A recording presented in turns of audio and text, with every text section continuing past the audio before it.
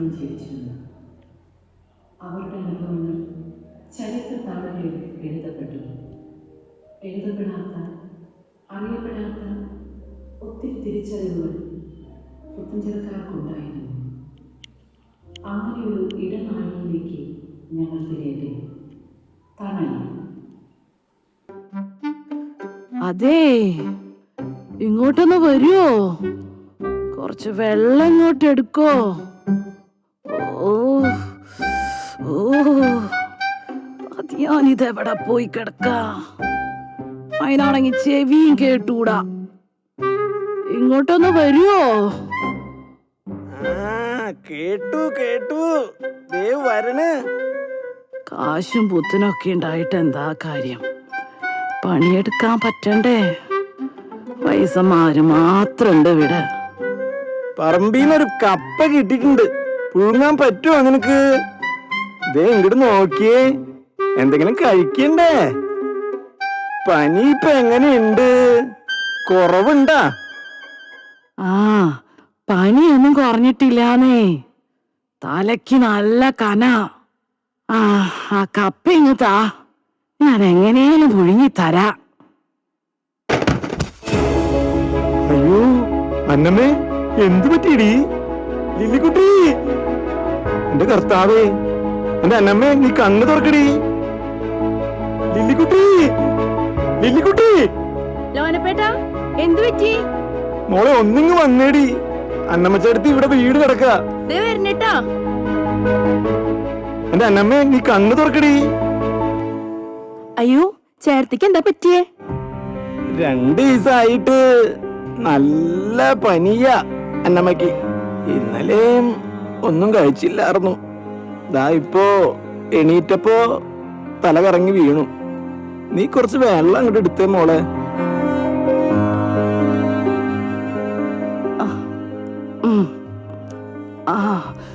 ലില്ലിക്കുട്ടി എന്താ ഇവിടെ?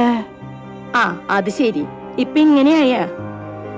ലോനപ്പേട്ടൻ കിടന്ന് കൂകി വിളിച്ചപ്പോ ഞാനങ്ങ് പേടിച്ചു പോയി. ഓ, തീ ചൂടാണല്ലോ. വെച്ചോണ്ടിരിക്കണ്ട അന്നമ്മച്ചെടുത്തിയെ. നമുക്കെന്തായാലും ആശുപത്രിയിൽ പോവാ. അക്കരെ ആശുപത്രിയിലേ നല്ലൊരു ഡോക്ടർ വന്നിട്ടുണ്ട്. മിടുക്കി കുട്ടിയാന്നാ കേട്ടെ. നല്ല കൈപ്പുണ്യ അത്രേ. നമുക്കൊന്ന് പോയി നോക്കിയാലോ? അതൊന്നും വേണ്ടടി കൊച്ചേ. ഒരു മുക്കടി അങ്ങനെ ഉണ്ടാക്കി കഴിച്ചാ മതി, അതൊക്കെ മാറിക്കോളും. നീ എന്തൂട്ടാ അന്നമ്മേ ഈ പറയണേ? പെരുന്നാളൊക്കെയല്ലേ വരണേ. നീ പനിച്ച് വിറച്ച് കിടന്ന ഇവിടുത്തെ കാര്യങ്ങളൊക്കെ ആരാ നോക്കുക? ലോനപ്പേട്ട, എന്തേലും കഴിച്ചാർന്നാ? നേരം 11 മണി ആയില്ലേ. ഞാൻ പോയി ഇത്തിരി കഞ്ഞി കൊണ്ടുവരാം. രണ്ടുപേരും കൂടെ കഴിക്കി. ഇപ്പൊ വിളിച്ചാൽ ഓടി വരൂട്ടോ ലില്ലിക്കുട്ടി.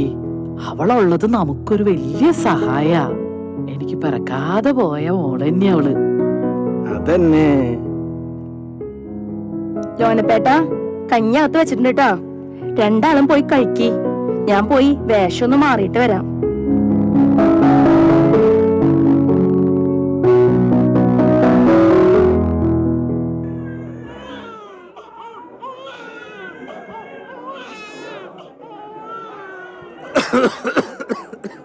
പൗലോ ചേട്ടൻ ഇപ്പൊ എങ്ങനെയുണ്ട്?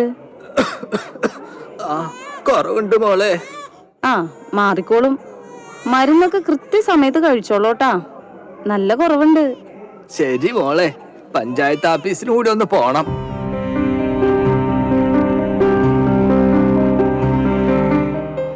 എന്തു പറ്റി ചേട്ടത്തി? 2 ദിവസമായിട്ട് നല്ല പനിയാ. മേലൊക്കെ വേദനയാ. വായിക്കാണെ ഒരു രുചിയില്ല. ഇന്ന് എണീറ്റപ്പോ ഒന്ന് തല കറങ്ങി. അപ്പൊ ഈ പെങ്കൊച്ച് നിർബന്ധിച്ചു കൊണ്ടുവന്നതാ. വാ, ഇവിടെ ഇരിക്ക്. അമ്മച്ചേരി ഞാനൊന്ന് നോക്കട്ടെ. ശ്വാസം ഒന്ന് വലിച്ചു വിട്ടേ. ഒന്നുകൂടി. നല്ല പനിയുണ്ടല്ലോ അമ്മച്ചി. നല്ല ക്ഷീണമുണ്ട്. ചുമയുണ്ടോ? ചെറുതായിട്ടുണ്ട്. നല്ല കഫക്കെട്ടുണ്ട് അമ്മച്ചി. ഇപ്പൊ മരുന്ന് തരാം. പനി കുറയാൻ അമ്മച്ചിക്ക് ഒരു ഇഞ്ചക്ഷൻ എടുക്കട്ടെ? അന്നാ അതാ നല്ലത്. വേഗം മാറണ എന്തേലും ചെയ്യണ്ട മോളെ. ഇതിയാൻ എന്തേലും വെച്ചുണ്ടാക്കി കൊടുക്കണേ. ഞാനൊന്ന് നിവർന്ന് നിക്കണ്ടേ? വേഗം ആയിക്കോട്ടെ. അതെന്താ അമ്മച്ചി, വേറെ ആരുല്ലേ വീട്ടിലൊരു കൈ സഹായത്തിന്? ആ, ഒരുത്തനുണ്ട്. അവന് തോന്നുമ്പോ വരും. പറമ്പിലെ ചക്കയും തേങ്ങയും എല്ലാം പറക്കണമെങ്കി അവൻ വേണം. പണ്ടൊക്കെ അടുക്കളയിലും പുറത്തൊക്കെ കുറച്ച് പേരുണ്ടായിരുന്നു. ഇപ്പൊ ഒന്നും ആൾക്കാരെ കിട്ടാനില്ലെന്നേ. അപ്പോ മക്കളൊക്കെ? അവരൊക്കെ കുടുംബവും കുട്ടികളൊക്കെ ആയിട്ട് അങ്ങ് പുറത്താ. പുത്തഞ്ചേരേന് ആദ്യമായിട്ടൊരു ഡോക്ടർ ഉണ്ടായതാ. ഡോക്ടർ അവറാച്ചൻ മാളിയേക്ക്. എന്റെ മനുട്ടൻ. എന്നിട്ടിപ്പ എന്താണ്ടായേ? സ്വന്തം അമ്മച്ചീനെ നോക്കാൻ പോലും ആളിവിടെ ഇല്ല. എന്താ വീട്ടുപേര് പറഞ്ഞേ? മാളിയേക്കൽ. എന്തിയേ, ഡോക്ടർ കേട്ടിട്ടുണ്ടാ? കേട്ടിരിക്കണു ധാരാളം. ഒരിക്കൽ ആ മണിക്കുട്ടന്റെ കൂടെ കഞ്ഞി കുടിച്ചേന് അവന്റെ ആശാൻ തല്ലാൻ വന്നപ്പോ അരുതെന്ന് പറഞ്ഞ് അവര് തടഞ്ഞ കരങ്ങളല്ലേ ഇത്. ആ സ്നേഹം ഈ തേതിക്കുട്ടിക്ക് മറക്കാൻ പറ്റുമോ അമ്മച്ചി? എന്റെ തേതിക്കുട്ടി, നീയാ? നീ എവിടെയായിരുന്നു എന്റെ മോളെ? ഞാൻ ഒരുപാട് തന്നെ അന്വേഷിച്ചു. ആ, അതൊക്കെ ഒരു കഥ അമ്മച്ചി. ഞാനൊരു ഇഞ്ചക്ഷൻ എടുക്കട്ടെ? അല്ല, മണിക്കുട്ടൻ ഇനി എന്നാ വരാ? മക്കളൊക്കെ ആയില്ലേ? ആ, കൊച്ചുമക്കളൊക്കെ പഠിക്കുക. അവര് ചെലപ്പോ പെരുന്നാളിന് വരും.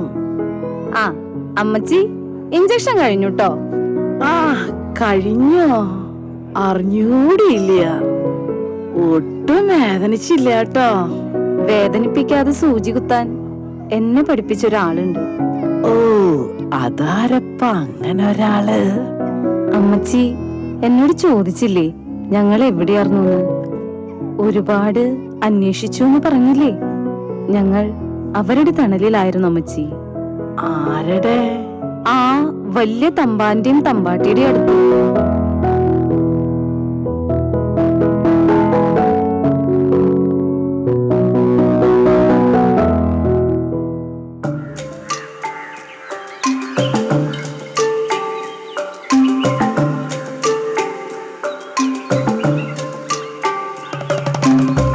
ഇവിടെ ആരുമില്ലേ?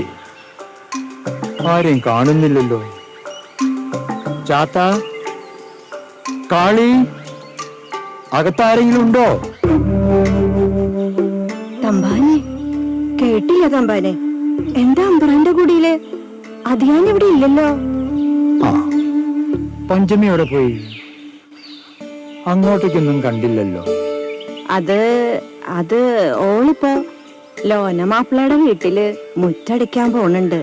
കുറച്ചു നേരം അന്നമ്മച്ചേടത്തിനെയും സഹായിക്കും. അന്നമ്മച്ചേടത്തി ഒരു കലം കഞ്ഞിയും കപ്പയും ഒക്കെ കൊടുക്കും. അതുകൊണ്ടാ ഞങ്ങള് കഞ്ഞി കുടിച്ച് കഴിയണേ തമ്പ്രാനെ. അതിയാന് പണിയൊന്നുമില്ല തമ്പ്ര. അടുപ്പിരങ്ങിട്ട് ദിവസങ്ങളായി. കാളി, നീ എന്താ ഈ പറയണേ? ആ കൊച്ചു കുട്ടീനെ നീ പണിക്ക് വിട്ടല്ലേ? ചാത്തൻ എവിടെയാ? അവനെ കണ്ടിട്ടേ ഞാൻ പോണുള്ളൂ. അവനോട് ഞാനൊരു കാര്യം പറഞ്ഞിരുന്നു.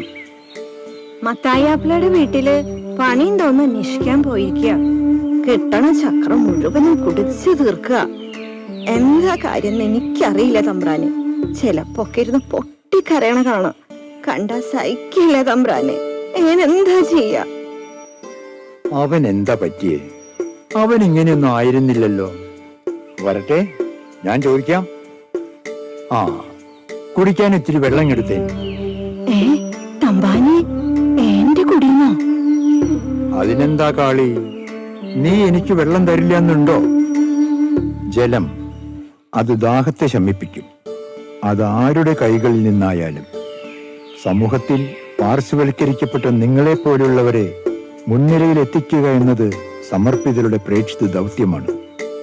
ഇവിടെ ഉച്ചനീചിതങ്ങൾക്ക് പ്രാധാന്യമില്ല. കാളി, ദൈവസ്നേഹം അടിമകൾക്കും ഉടമകൾക്കും ഒരുപോലെയാണ്. തമ്പാനെ വന്നിട്ട് ഏറെ നേരായോ? അറിയിച്ചെങ്കി ഏൻ അങ്ങോട്ട് വന്നേനെ. നിന്നോട് ലോഹ്യം പറയാൻ വന്നതല്ല ഞാൻ. ഞാൻ നിന്നോടൊരു കാര്യം പറഞ്ഞില്ലേ, അതെന്തായി? നീ അത് അന്വേഷിച്ചോ? ഓ തമ്പാനെ, അങ്ങ് പറഞ്ഞ അന്ന് തന്നെ ഞാൻ മോളെയും കുട്ടി ആശയുടെ അടുത്ത് പോയിരുന്നു. എന്റെ കുഞ്ഞവിടെ പഠിച്ച മറ്റു തമ്പ്രാക്കന്മാരൊന്നും അവിടെ പഠിക്കാൻ ചെല്ലില്ല അത്ര. പഠിക്കുന്ന നേരം കൊണ്ട് പണിയെടുത്ത് 4 ചക്ര സമ്പാദിക്കാൻ നോക്കാൻ ആശ പറഞ്ഞ്. അതിനുള്ള യോഗ്യമൊന്നും ഞങ്ങൾക്കില്ല തമ്പ്ര. ഞങ്ങള് കഞ്ഞി കുടിക്കുന്ന എന്നെ ആ അന്നം വെച്ചുള്ള ഡാബ്ര. നിങ്ങൾ എന്താ ചെയ്യാമ്പ്ര?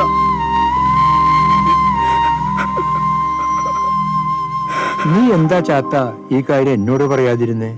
നീ ഇങ്ങനെ കള്ളും കുടിച്ച് നടന്ന എല്ലാത്തിനും ഒരു പോംവഴിയായിന്നാ നിന്റെ വിചാരം? അല്ല അമ്പ്ര, എന്റെ വിഷമം കൊണ്ട എന്റെ പഞ്ചമി കുട്ടി പഠിച്ച് വലിയ ആളായി വരണ സ്വപ്നം കണ്ടതാ ഞാൻ. എന്നിട്ടിപ്പോ വലിയ പഠിപ്പുള്ളവരാ എന്റെ മോളുടെ മുഖത്ത് നോക്കിയാ പറഞ്ഞ് അവൾക്ക് പറ്റിയത് വീട്ടിൽ പടിയാന്ന്. പൊന്നു മോള് എന്റെ മുഖത്തൊട്ടൊരു നോട്ടം തിരിഞ്ഞു നടക്കുമ്പോ അവൾ എന്നോടൊരു ചോദ്യം. ഞാൻ അവരെ പോലുള്ള കുട്ടിയല്ലേ അച്ഛ, എനിക്ക് മാത്രം എന്താ പഠിക്കാൻ പറ്റാത്തതെന്ന് തകർന്നു പോയി തമ്പ്ര. നാളെ മഠത്തിലേക്ക് രാവിലെ തന്നെ വന്നേക്കണം. ആവശ്യമുള്ളതൊക്കെ കയ്യിൽ കരുതിക്കോ. ഞാൻ അവിടെ ഉണ്ടാകും. ബാക്കി കാര്യങ്ങളൊക്കെ അവിടെ വെച്ച് സംസാരിക്കാം. ഓ തമ്പ്ര, ഞങ്ങൾ വന്നേക്കാം തമ്പ്ര. ഞാൻ പറയുന്നത് അനുസരിച്ചാ മതി. പഞ്ചമി ഇങ്ങനെയൊന്നും വളരേണ്ട കുട്ടിയല്ല. നല്ല മിടുക്കിയ. അവള് വാനോളം ഉയർന്നു പറക്കട്ടെ. ശരി അമ്പ്ര, അങ്ങ് പറയുന്ന പോലെ.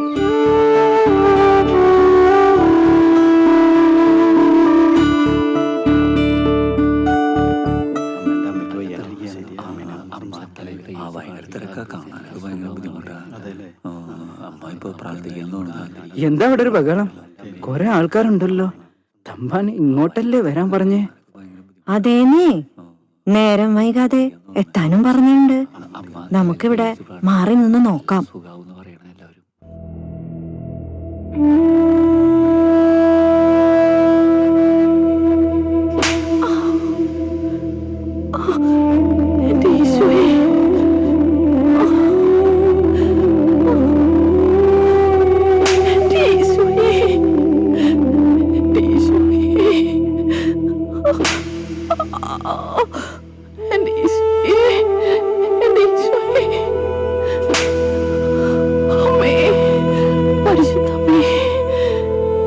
എനിക്ക് സഹിക്കാൻ പറ്റണേ. അമ്മേ,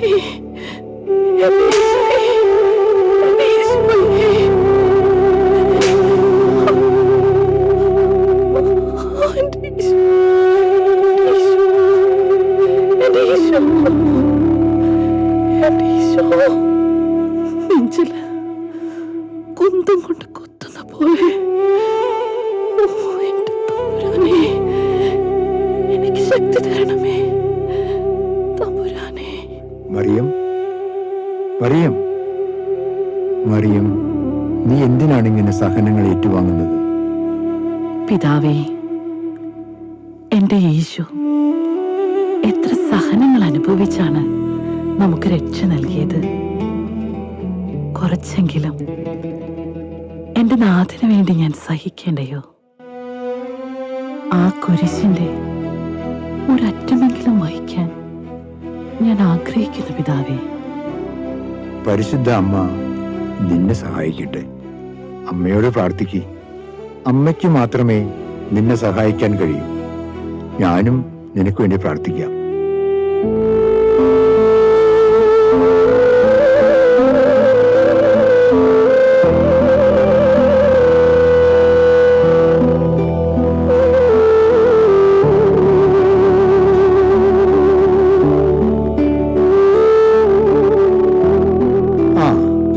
ചാത്തനിവിടെ ഉണ്ടായിരുന്നോ?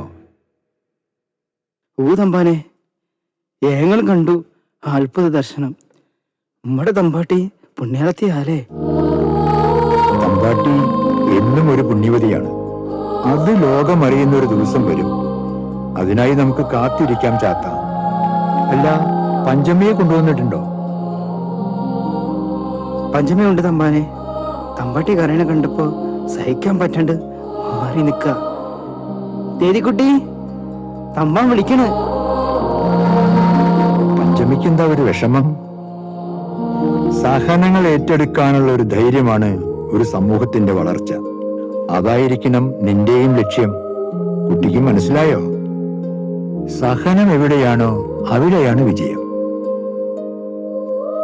തമ്പാനെ, ഞാൻ പഠിക്കും. ഞാൻ പഠിച്ച് വലിയ ആളാവും. മറിയം, ഈ കുഞ്ഞിന്റെ സ്വപ്നം അത് ഞാൻ നിന്നെ ഏൽപ്പിക്കുകയാണ്. ദൈവം നിന്നെ സഹായിക്കട്ടെ. ഞാനും പ്രാർത്ഥിക്കാം. അങ്ങയുടെ ഹിതം പോലെ ഞാൻ ചെയ്യാം.